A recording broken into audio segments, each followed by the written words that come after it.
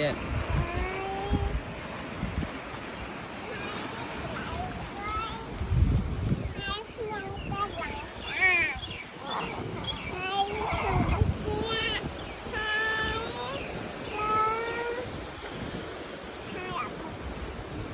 ទឹកសមុទ្ររីវិវទឹកសមុទ្រ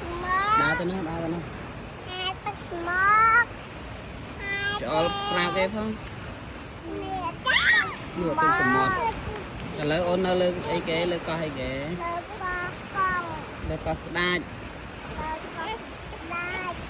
ឥឡូវអូនមកថតរីវីយូអំពីទឹកសមុទ្រនេះពីអ្នកបងប្អូននេះអូនទៅចូលចិត្តបងអូនចូលចិត្តបងអូន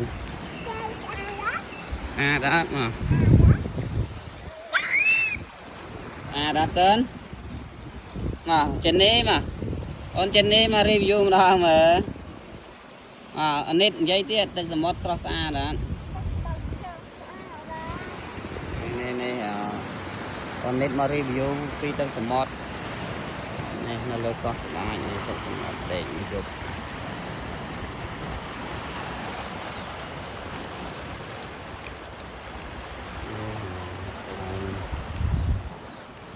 ទស្សនៈយើងដេក